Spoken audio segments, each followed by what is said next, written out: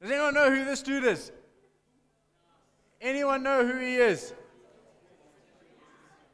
He's a famous guy.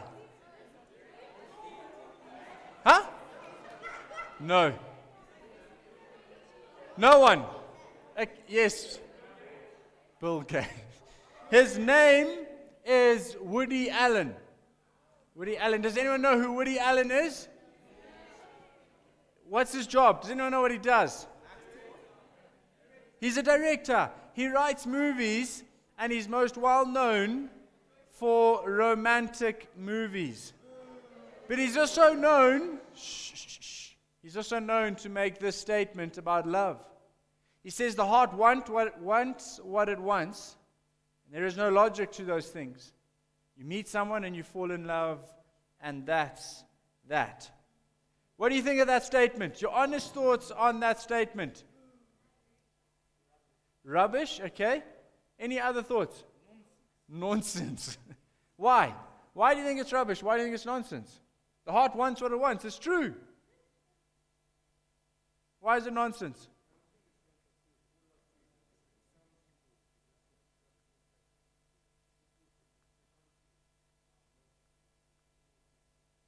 Cool, okay.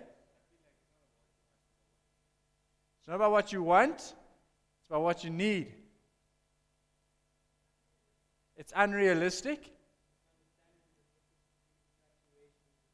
Yo, okay, big words from Wimmer. Well, to be frank and to be honest with you, I think it is pretty useless and a whole lot of rubbish. And it doesn't surprise me that he would make such a rubbish claim, because when you look at his life, he's been married 3 times. Between his second and his third marriage, he had 2 life partners. And the reason he went from his 4th partner to the girl he's now married to is because he was having an affair with her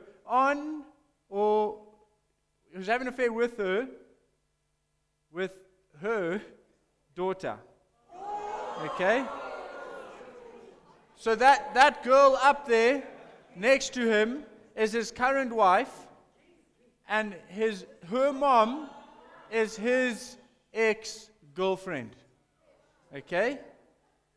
He was in his 50s, and his partner's daughter, she was kind of his stepdaughter, but it wasn't legally his stepdaughter, was still in college at the time when he started pursuing her. But as he would say, the heart wants what it wants.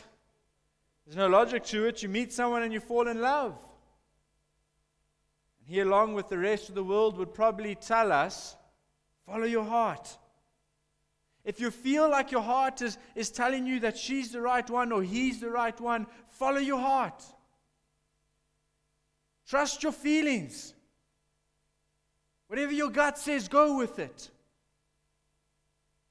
And the problem comes when the desires of your heart change. You follow your heart and you get divorced and you marry someone else, and the desires of your heart change, and now your girlfriend's daughter is attractive and you go for her.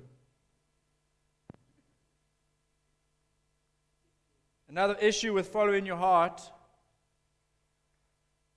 is, does the Bible tell us to follow our hearts? What does it tell us about our hearts? Jeremiah 17:9, the heart is deceitful above all things and beyond cure. Who can understand it? Just follow your heart. But your heart is deceitful above all things. Your heart's desires are going to change. So why follow your heart? You can't even understand it. So you follow in your heart, yet it's deceitful above all things. I think the biggest problem that we face today when it comes to dating right in this world as young people is that we have allowed the world to teach and train our heart to think what we are doing or what love is how we should go about it. And then we wonder how or why our hearts keep getting broken. Therefore, this evening I want to encourage you young people to protect your heart.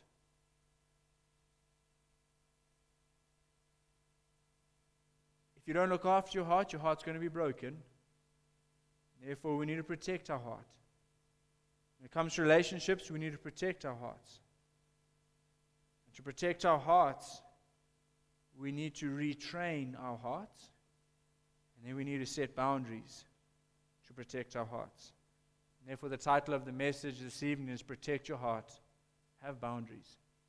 Protect your heart, have boundaries. In Proverbs chapter 4, verse 23. Protect your heart, have boundaries. Don't follow your heart, because your heart's deceitful above all things. You need to retrain your heart. And you need to set boundaries to protect your heart. So the first just 2 points this evening. First point is simply this: retrain your heart. Retrain your heart. I've just told you that your heart is deceitful above all things.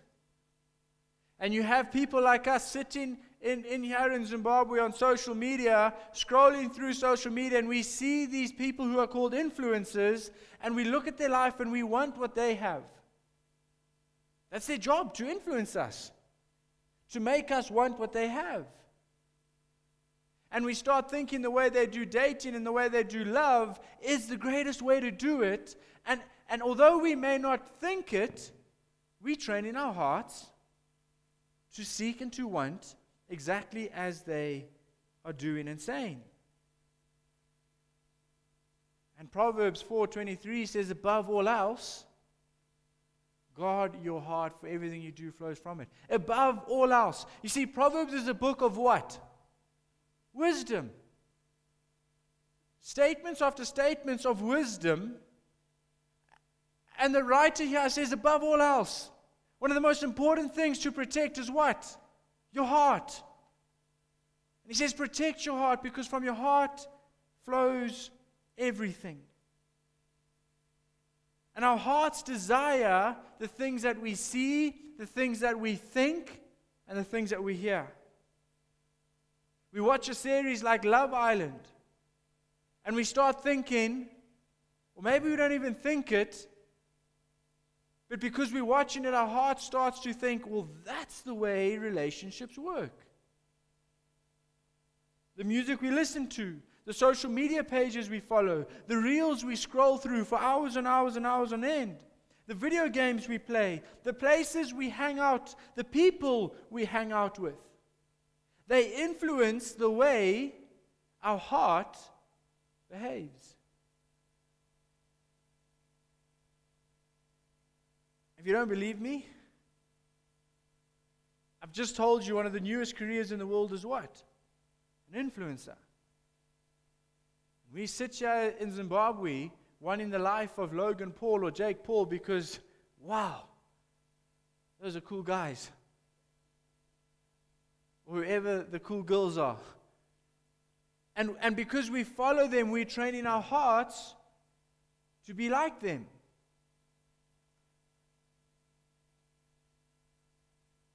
We listen to music that just sings about girls' bodies and it's all about that, just an object. And so we train in our heart to view girls that way. We watch porn and now we train in our hearts to think that that's what love is. And that's how I need to love someone. The reality is, young people, we need to retrain our hearts. We need to stop feeding it rubbish. And instead, we need to feed it what it needs. We need to retrain our hearts from those evil ways. And we need to change what we are feeding it. Colossians chapter 3:2 says, set your minds on the things above, not on earthly things. You spend more time watching Love Island than doing godly things. Don't be surprised when you get yourself into relationships where you treat it like a toy and your heart keeps getting broken. Set your minds on things above. And that's how we retrain our hearts. But you've got to want to retrain your heart.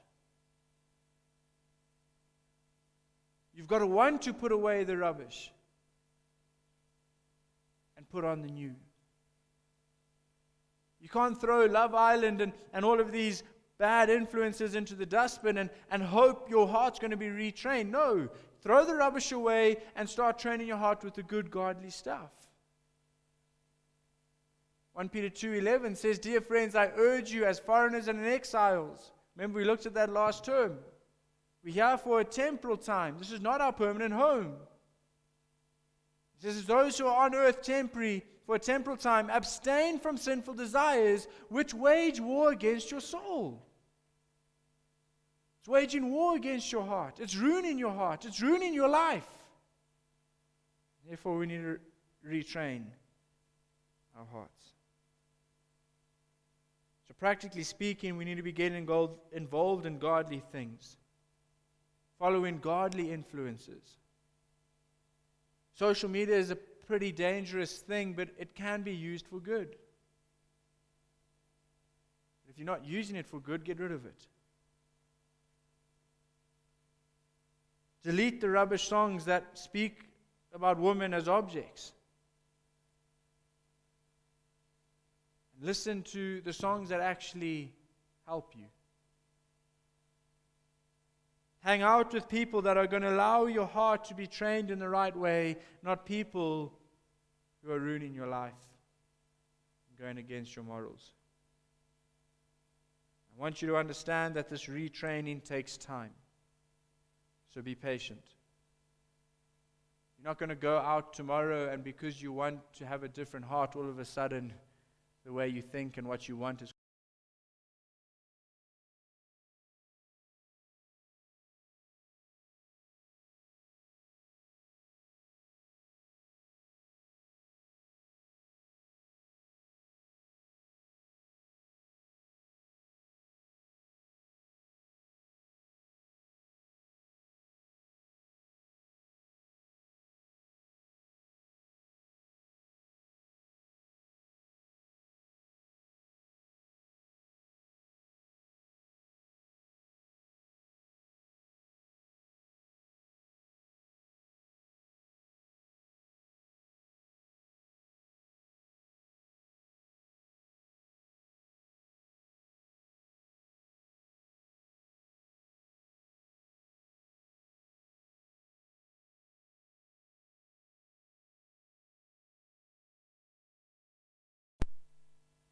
you've got to retrain it, but then as you get into a relationship, you then need to make sure that you have boundaries. What is the purpose of boundaries?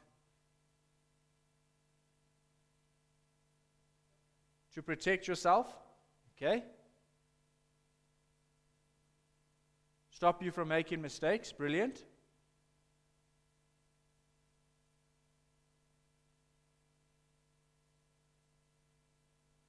Make sure you don't get hurt. Brilliant. Have your own personal space. Brilliant. Do not waver on your morals. Well, the easiest way to explain it is this.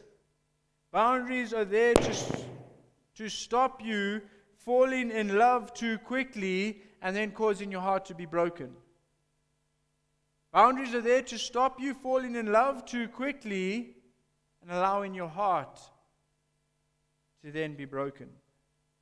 Boundaries protect you, they don't limit you. So often when we talk about boundaries, you start thinking, boring. They're there to protect you, they're not there to limit you. They stop the evil coming in. Think of a literal wall on your property, a boundary. It's there to stop people just walking in. It's there to protect you. It also protects you from getting out there into the evil. And I want you to understand this because my heart is not to create little robots with no feelings. Because feelings are real. But my heart is to add logic to those feelings. Because your heart wants what it wants. Woody Allen wasn't wrong. It does just want what it wants. My heart is for you guys to be able to add logic to the feelings that you have for the opposite sex. And if we don't have boundaries, all we're going to do is allow our feelings to take over and lead to heartbreak or things that we then regret. What are examples of boundaries? Any thoughts? What are boundaries that we can have in our lives?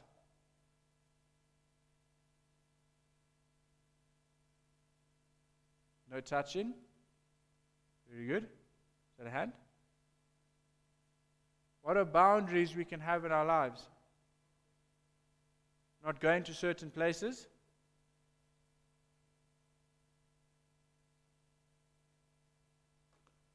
Let's be frank. Is a boundary don't have sex? Is that a boundary? No. Because if your boundaries don't have sex, you're really not stopping yourself. A boundary is here is sex, so I'm going to put a boundary here so I don't even get close. Make sense? Is boundary just that? Are boundaries just physical things? There's 3 types of boundaries that we need to have in our lives. Hang on, and I'm not going to tell you what the boundaries are, or I'm not going to give you a list of examples. I'm going to tell you the 3 types of boundaries. I'm going to give you an example, but the onus is on you. When you get into a relationship, to have a serious conversation with whoever that boyfriend or girlfriend is, and agree on the boundaries that you want in the relationship. Because if it's just a matter of me saying, you do this, this, and this, then it's just, well, Trevor says I can't do that.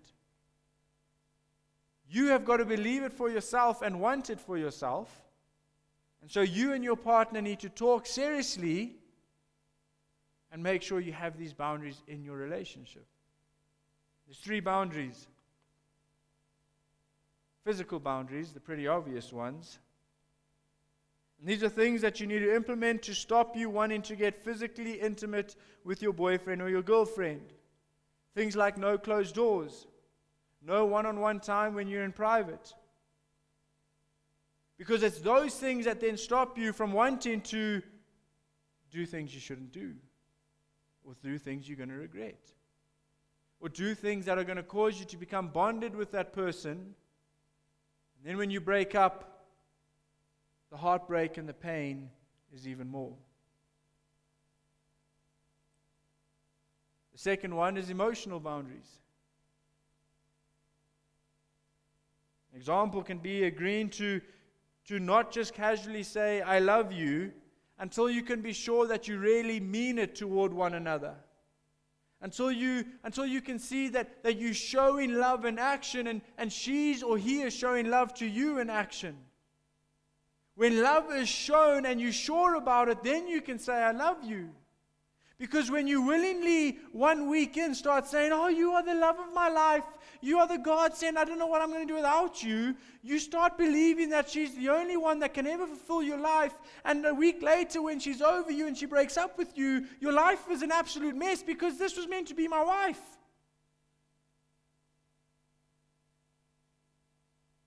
Don't talk about marriage until it's a real possibility.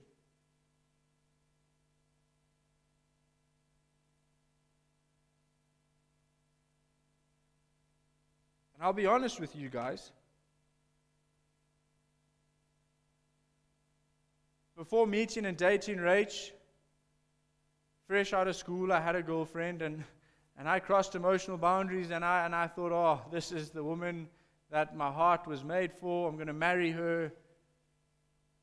And I told her all those things. About a month later, when she was like, cheers, I'm out of here, I was an absolute wreck. But this is the girl I'm meant to marry. And you see, the pain didn't just stop there. When I now meet Rach and we're getting to know each other more, and now there's the thought of a relationship, there's the hurt and the fear of getting into a relationship because of my previous heartbreak, and now trying to get into a relationship with Rach is I'm scared, and my relationship with her was affected initially because of the fear I had, because I crossed emotional boundaries that I never should have, because I never had them up. Boundaries are not just physical, they are also emotional. The third boundary you need in your life are spiritual boundaries. What do I mean by that? Well, here's an example. You need to stay away from deep, intimate, vulnerable times of openness, of confession, of prayer with one another.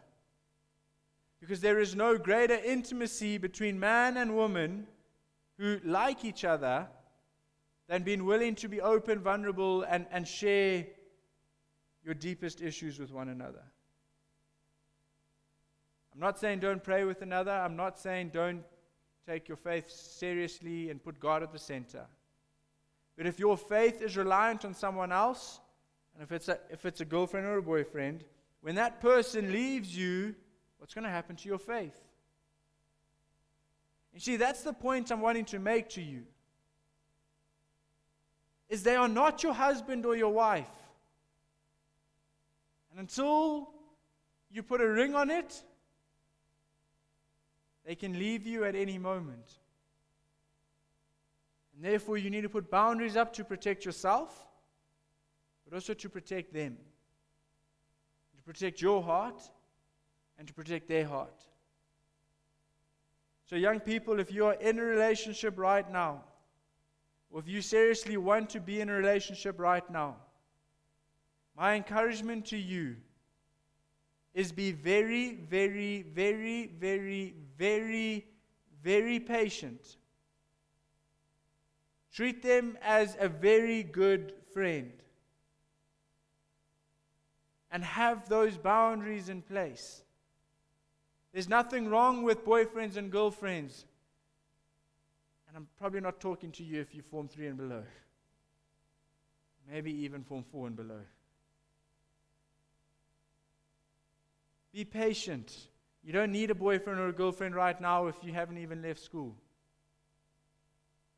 If you are in a relationship, I'm not saying end it, but I'm saying be patient and treat them as a friend.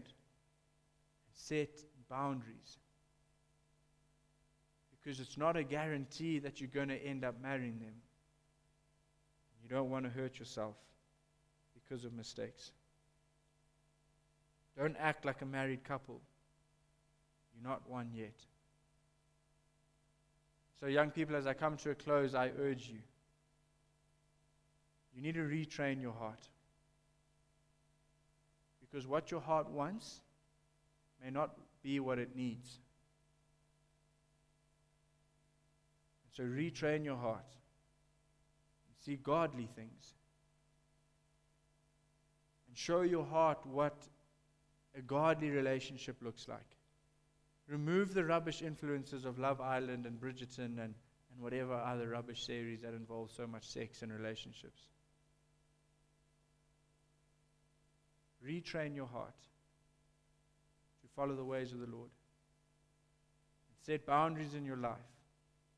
Not to limit yourself and to stop the fun, to protect your heart. You may not think it now, my boyfriend's never going to leave me, it won't happen to me. Come talk to me in a month's time when your heart's broken.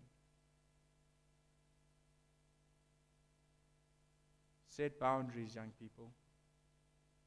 It's for your own benefit, not mine. Let's pray. Heavenly Father, I thank you for this opportunity to dig into your word, to just talk about relationships, to talk about all things relating to you.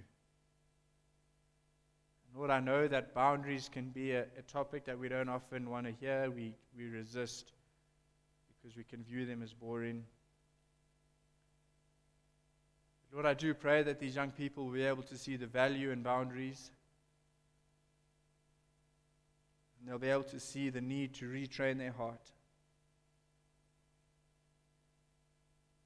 in order to have relationships that are God-glorifying